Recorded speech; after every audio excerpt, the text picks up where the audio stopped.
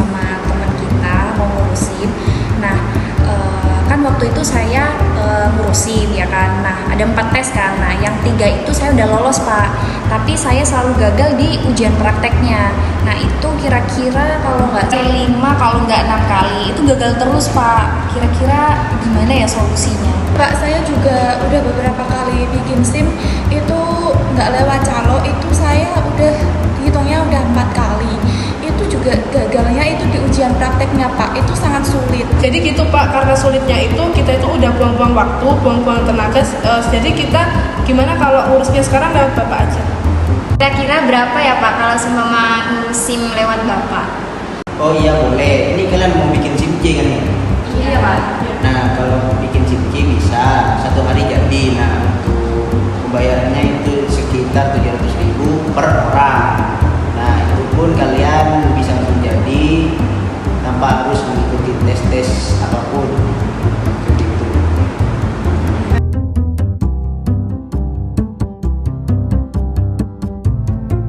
Assalamualaikum warahmatullahi wabarakatuh. Perkenalkan, nama saya Bilqis Baisya Erifadullah. Izin mengemudi atau yang biasa kita sebut SIM adalah bukti registrasi seseorang yang diberikan oleh Polri.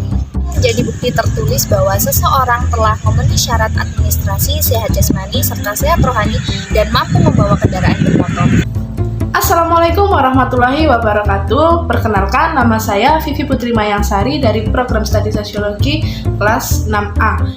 Baik, di kesempatan kali ini saya akan menjelaskan mengenai apa sih suap itu. Suap adalah kegiatan yang dilakukan oleh para seseorang yang menawarkan jasa kepada seseorang lain dengan imbalan tertentu agar urusan tersebut dapat terselesaikan baik dengan tempo waktu yang lebih cepat maupun dengan cara yang lebih mudah. Kenapa sih suap masuk ke dalam kasus korupsi? Karena kegiatan suap akan melewati beberapa prosedur yang seharusnya dilewati oleh para calon pengurus SIM baru ini. Sedangkan jika para calon pengurus SIM baru melewati beberapa prosedur yang seharusnya mereka lewati, lalu mereka mengambil jalan pintas dengan memilih calo dengan memberikan imbalan yang sudah ditentukan, itu adalah salah satu kegiatan korupsi. Baik, di sini saya Arif Kurniawan akan menjelaskan kenapa sih pungli itu termasuk ke dalam korupsi. Nah, jika kita lihat dari arti pungli sendiri adalah suatu kegiatan atau tindakan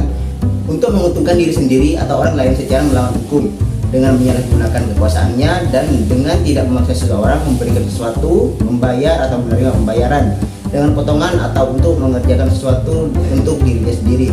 Nah, bisa kita garis bawahi, korupsi itu adalah kegiatan untuk menguntungkan diri sendiri. Nah, dalam kegiatan pungli ini kita bisa lihat di mana pungli itu mengambil atau menerima uang yang berlebih dari seseorang untuk mengerjakan sesuatu untuk keuntungan dirinya. Yang selanjutnya saya akan menjelaskan tentang dampak dari pungli itu sendiri. Yang pertama ada biaya ekonomi tinggi. Artinya biaya untuk memproduksi sesuatu baik barang atau jasa menjadi tinggi alias mahal. Biaya produksi yang tinggi ini ujung-ujungnya akan menjadi beban bagi rakyat selaku konsumen dari barang atau jasa tersebut. Dampak pungli yang kedua yaitu merusaknya tatanan peradaban masyarakat. Maksudnya, secara psikososial akan merusak nilai-nilai luhur tentang arti pelayanan, pengabdian, dan ketulusan. Yang ketiga, yaitu menciptakan masalah dan kesenjangan sosial. Artinya, tercipta jarak yang semakin jauh antara si kaya dan si miskin. Sementara yang kaya ini semakin makmur dan yang si miskin ini terus tergusur. Dampak yang keempat dari pungli yaitu menghambat pembangunan. Maksudnya di sini yaitu karena pungutan-pungutan yang dimaksud itu tidak masuk ke dalam kas negara, melainkan ke kas pribadi, sehingga kas negara ini menjadi minim. Dampak yang kelima yaitu berujungnya pada hilangnya kepercayaan masyarakat terhadap pemerintah. Jika kepercayaan itu hilang, maka tidak ada lagi yang bisa diharapkan. Nah, selanjutnya di sini saya akan menjelaskan pencegahan pungli yang dilakukan oleh calo dalam pembuatan SIM.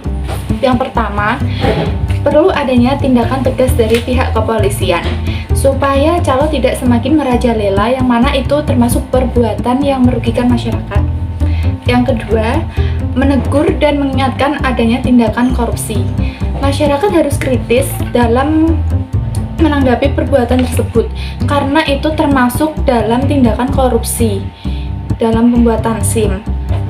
Yang ketiga, melakukan tindakan pelaporan adanya pungli yang dilakukan oleh calo. Pihak yang tahu jika ada tindakan pungli yang dilakukan oleh calo, pihak tersebut harus segera melapor kepada pihak yang berwajib.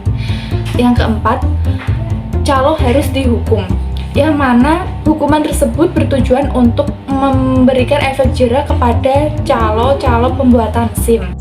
Tindak pidana calo atau pungli. Menurut pengaturan pemerintah nomor 2 tahun 2003 tentang pengaturan disiplin anggota Polri pasal 9 yang berbunyi, yang pertama, teguran tertulis. Yang kedua, penundaan mengikuti pendidikan paling lama 1 tahun. Yang ketiga, penundaan gaji berkala. Yang keempat, penundaan kenaikan pangkat untuk paling lama 1 tahun. Yang kelima, mutasi yang bersifat demosi. Yang keenam, pembebasan dari jabatan. Dan yang terakhir, penempatan dalam tempat khusus paling lama 21 hari.